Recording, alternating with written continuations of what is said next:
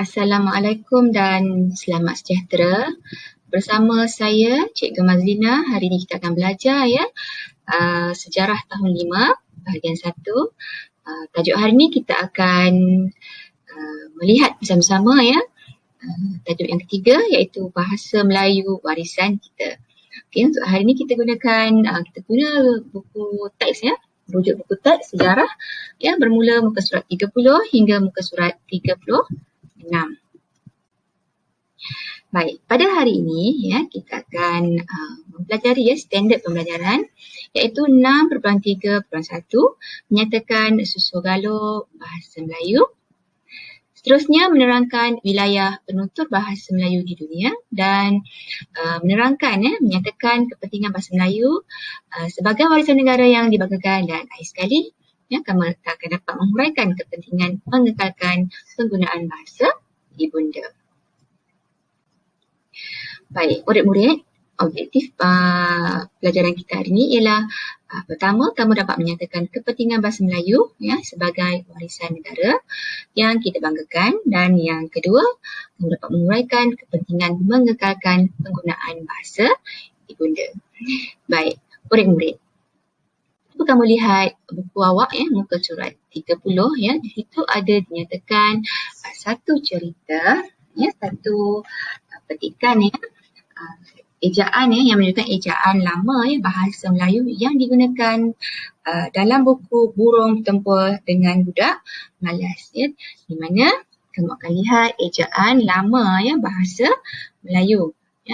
Jika kamu perhatikan, tentu ejaan tersebut berbeza dengan ejaan bahasa Melayu yang kamu baca pada hari ini.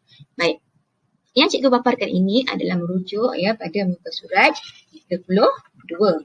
Baik, murid-murid, bahasa ialah alat perhubungan manusia. Kita berkomunikasi menggunakan bahasa. Di mana bahasa Melayu ni berasal dari filem-filem ni, maksudnya apa? Iaitu kelompok bahasa Indok yang berusia lebih 5,000 tahun. Baik, seterusnya dia berubah menjadi rumpun, iaitu rumpun apa? Rumpun Austronesia. Kalau bahasa Melayu ni dia asal dari rumpun Austronesia, dan rumpun ini berusia antara 2,500 hingga 5,000 tahun lah. Dan seterusnya pada hari ini dikenali sebagai bahasa Melayu. Baik. Dalam buku awak muka surat 32 itu juga kamu akan lihat peta peta asal tanah Melayu, peta asal bahasa Melayu itu di sini bermaksud bukanlah hanya di negara kita tetapi yang berhampiran dengan kawasan negara kita. Manakala di sebelah peta tersebut menunjukkan bahawa bagaimana bahasa Melayu itu tersebar bermula dari mana? Bermula dari Palembang kemudian ke Tanah Melayu. Dari Tanah Melayu itu berkembang semakin berkembang dan sehingga ke serata dunia. Okey. Itulah asal sejarah bahasa Melayu. Baik, murid-murid, apakah faktor bahasa Melayu ni mudah berkembang dan terkenal di seluruh dunia? Ada dua faktor utama. Pertama, sifat bahasa Melayu itu sendiri yang sederhana, kemudian mudah menerima unsur luar. Contohnya pada hari ini sendiri, cuba kamu ingat semula perkataan-perkataan yang kita guna tapi ada banyak perkataan tapi menunjukkan pada satu maksud yang sama. Contohnya seperti bilik darjah. Dalam bahasa Melayu kita kata bilik darjah, sebenarnya kita juga sebut kelas. Contoh kelas tu adalah perkataan dari mana? Tentulah perkataan pinjaman, teksi, pen. Itu semua kata pinjaman yang menunjukkan, membuktikan betapa bahasa Melayu ni mudah menerima bahasa luar. Jadi ianya bersifat sederhana dan sebab tu ianya senang berkembang dan bahasa ini terkenal di seluruh dunia. Okey. Baik. Pada buku kamu muka surat 33 merupakan salah satu seni warisan bahasa Melayu iaitu ialah sebuah syair. Kamu boleh dengarlah syair itu nanti dengan kamu scan ya QR code dan kamu boleh dengar bagaimana bahasa Melayu ni sangat ada di seni-seninya lah. Sebab tu kita kena bangga ya, sebab bahasa Melayu ni dia warisan ya untuk orang Melayu. Baik, ada sedikit info ya sejarah yang ni tidak terdapat dalam buku kamu ya, tapi sebenarnya kamu boleh cari ya di buku-buku lain ya. Baik, di sini cikgu ingin kongsikan ya, tadi kita sebut Austronesia. Apa maksud Austronesia? Ya, ia bermaksud Kepulauan Selatan. Ya, negeri-negeri yang berada di selatan ya, iaitu meliputi ya Pulau Formosa, Kepulauan Nusantara, termasuk Filipina ya. Okey. Kemudian Mikronesia, Melanesia, Polinesia dan Pulau Madagaskar. Bayangkan betapa luasnya. Okey. Kemudian tahap pertama bahasa Melayu ni dia bermula dengan bahasa Melayu kuno ya, iaitu pada zaman Kerajaan Sriwijaya. Ya, di mana kerajaan Sriwijaya ni? Bukanlah di tanah Melayu ya, tapi di negara jiran kita.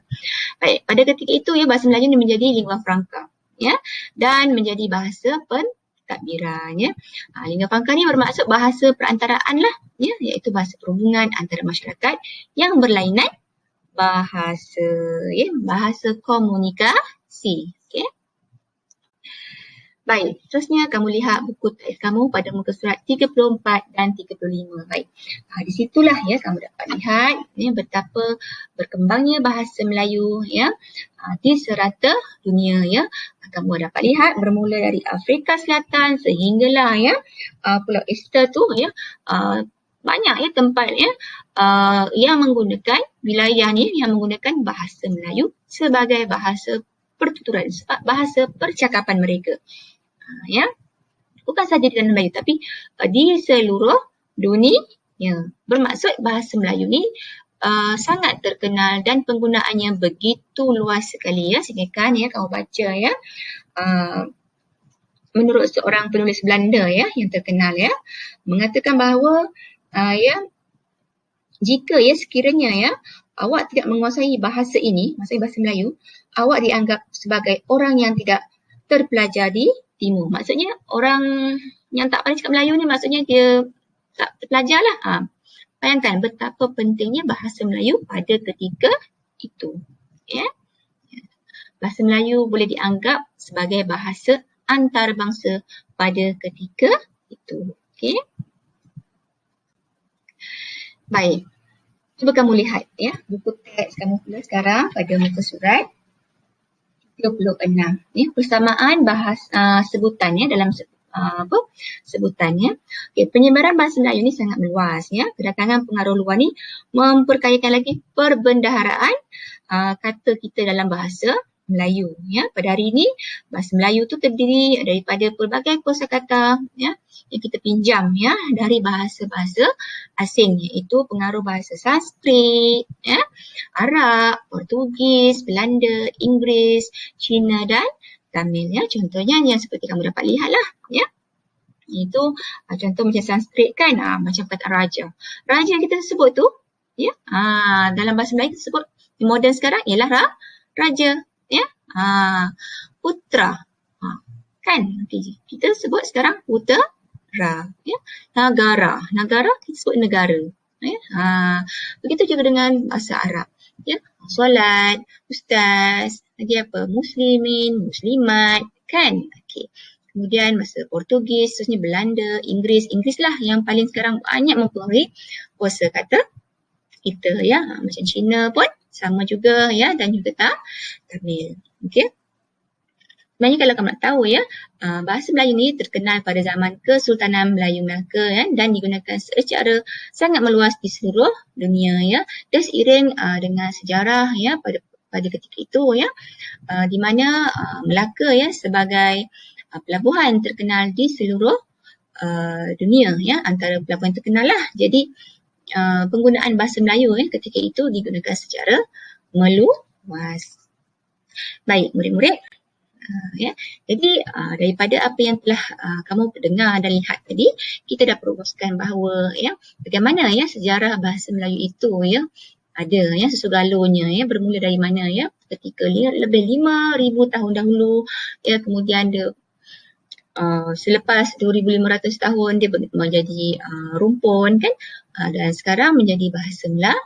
Dan kita juga telah mengetahui bahawa bukan kita sahaja menggunakan bahasa Melayu, tetapi terdapat banyak lagi ya tempat-tempat ya, wilayah-wilayah yang menggunakan bahasa Melayu sebagai bahasa pertuturan. Baik, murid-murid, di samping itu tadi sebenarnya ya, kita juga perlu ya mengamalkan nilai-nilai civic. Pertama iaitu hormat menghormati. Bermaksud ya, bila kita menggunakan bahasa ni kita kena hormatlah ya. Bahasa ni menunjukkan satu lambang perpaduan kan ya. Contohnya dengan bahasa Melayu kita dapat mengeratkan hubungan ya. Jadi kita dapat kata mengamalkan nilai-nilai yang baik yang lain seperti hormat menghormati. Kemudian kita ni sebagai warga negara Malaysia ya, hendaklah bertanggungjawab untuk mengekalkan warisan bahasa tadi ya, sebab bahasa merupakan warisan ya. Maknanya semua orang ada bahasa ibunda. Jadi kena bertanggungjawab, mesti bertanggungjawab untuk mengekalkan warisan masing-masing. Di samping itu kita kena hormat ya bahasa ibunda kaum-kaum lain yang ada di negara kita. Okey, jelas ya murid-murid? Baik, jadi cikgu sampai di sini saja. Cikgu harap kamu faham ya. Boleh rujuk buku teks kamu untuk maklumat tambahan. Jumpa lagi. Bye. Assalamualaikum.